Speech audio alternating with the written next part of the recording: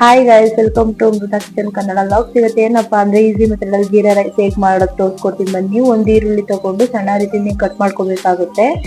ನಾನು ಇಲ್ಲಿ 5-6 ಹಸಿಮೆಣಸಿಕಾಯಿನ ನಾನು ಇಲ್ಲಿ ಯೂಸ್ ಮಾಡ್ಕೊಂಡಿದ್ದೀನಿ. ನೀವು ಖಾರ ತಕ್ಕನಾಗಿ ನೀವು ಎಷ್ಟು ಬೇಕೋ ಅಷ್ಟು ಹಸಿಮೆಣಸಿಕಾಯಿನ ನೀವು ಯೂಸ್ ಮಾಡ್ಕೊಬೋದು. ಇಲ್ಲಿ ಏನೇನ್ ಬೇಕು ಅಂತ ತೋರಿಸ್ಕೊಡ್ತೀನಿ ಬನ್ನಿ. 2 ಸ್ಪೂನ್ ಅಷ್ಟು ಎಣ್ಣೆ, 2 ಸ್ಪೂನ್ ಅಷ್ಟು ಜೀರಿಗೆ, ಕರಿಬೇವು, ಹಸಿಮೆಣಸಿನಕಾಯಿ, ಈರುಳ್ಳಿ, ರುಚಿಗೆ ತಕ್ಕಷ್ಟು ಉಪ್ಪು, 1 ಕಪ್ ಅನ್ನ. ನಾನು ಇಲ್ಲಿ 1 ಕಪ್ ಅನ್ನ ಅಷ್ಟೇ ಯೂಸ್ ಮಾಡಿದೀನಿ. ನೀವು ಎಷ್ಟು ಬೇಕಾದ್ರೂ ಅನ್ನ ಯೂಸ್ ಮಾಡ್ಕೊಬೋದು. ಇನ್ನೊಂದೇನಪ್ಪಾ ಅಂದ್ರೆ ರಾತ್ರಿ ಉಳಿದಿರೋ ಅನ್ನದಿಂದನೂ ಸಹ ಜೀರಾ ರೈಸ್ ಮಾಡ್ಕೊಬೋದು. ನಾನು ಇಲ್ಲಿ ಕಾಯಲ್ಲಿ ಬಿಟ್ಟಿದ್ದೆ, ಕಾಯ್ದಿದೆ. ಇವಾಗ ನಾನು ಎಣ್ಣೆ ಕಾಯಲ್ಲಿ ಬಿಡ್ತಾ ಇದ್ದೀನಿ. ನೋಡಿ, ಇಲ್ಲಿ ಎಣ್ಣೆನೂ ಸಹ ಕಾಯ್ದಿದೆ. ಇವಾಗ ನಾನು ಜೀರಿಗೆ ಹಾಕ್ತಾ ಇದ್ದೀನಿ.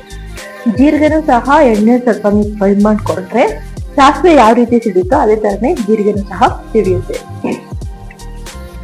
ನೋಡಿ, ಜೀರಿಗೆ ಸಿಡಿದಿದೆ. ಇವಾಗ ನಾನು ಕರಿಬೇವು ಆಡ್ ಮಾಡ್ತಾ ಇದ್ದೀನಿ. ಕರಿಬೇವು ಆದ್ಮೇಲೆ ನಾನು ಇಲ್ಲಿ ಹಸಿಮೆಣಸಿನಕಾಯಿ ಸಹ ಹಾಕ್ತಾ ಇದ್ದೀನಿ. ಇಲ್ಲಿ ಕರಿಬೇವು ಹಸಿಮೆಣಸಿನಕಾಯಿನ ಎರಡನ್ನೂ ಸ್ವಲ್ಪ ಎಣ್ಣೆಲಿ ನೀವು ರೋಸ್ಟ್ ಮಾಡ್ಕೋಬೇಕು. ನಂದು ರೋಸ್ಟ್ ಆಗಿದೆ. ಇವಾಗ ನಾನು ಈರುಳ್ಳಿನ ಹಾಕ್ತಾ ಇದ್ದೀನಿ. ನೋಡಿ, ನಾನು ಈರುಳ್ಳಿನ ಹಾಕ್ತಾ ಇದ್ದೀನಿ. ಈರುಳ್ಳಿನ ನೀವು ಹಾಕಿದ್ಮೇಲೆ ಅಷ್ಟೇ ಜಾಸ್ತಿ ರೋಸ್ಟ್ ಮಾಡೋದು, ಬ್ರೌನ್ ಕಲರ್ ತರ ಬರೋ ತರ ಮಾಡೋದು ಆ ತರ ಮಾಡೋದಿಲ್ಲ. ನಾನು ಇಲ್ಲಿ ತೋರಿಸ್ಕೊಡ್ತೀನಿ ನೋಡಿ, ಅದೇ ತರನೇ ಆಯಿಲ್ ಅಲ್ಲಿ ಅದು ಈರುಳ್ಳಿ ಬೆಂದಿರ್ಬೇಕು. ನೋಡಿ, ಈ ರೀತಿ ಬೆಂದಿರ್ಬೇಕು. ಇದು ಬೆಂದಾದ್ಮೇಲೆ ನಾನು ಇಲ್ಲಿ ರುಚಿಗೆ ತಕ್ಕಷ್ಟು ಉಪ್ಪನ್ನ ನಾನು ಇಲ್ಲೇ ಹಾಕೋತಾ ಇದ್ದೀನಿ. ನೀವು ಒಗ್ಗರಣೆಲ್ಲೇ ಉಪ್ಪು ಹಾಕೋಬೇಕು.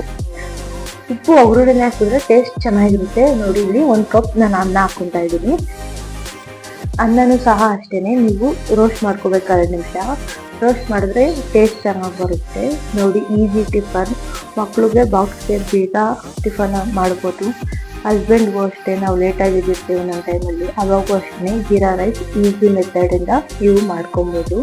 ನನ್ನ ವಿಡಿಯೋ ನೋಡಿದ್ದಕ್ಕೆ ಥ್ಯಾಂಕ್ಸ್. ಯಾರೆಲ್ಲ ನನ್ನ ಯೂಟ್ಯೂಬ್ ಚಾನಲ್ನ ಸಬ್ಸ್ಕ್ರೈಬ್ ಮಾಡಿಲ್ಲ, ಈಗಲೇ ಕೂಡಲೇ ಸಬ್ಸ್ಕ್ರೈಬ್ ಮಾಡಿ, ಬೆಲ್ ಐಕಾನ್ನ ಕ್ಲಿಕ್ ಮಾಡಿ. Thank you for watching my video.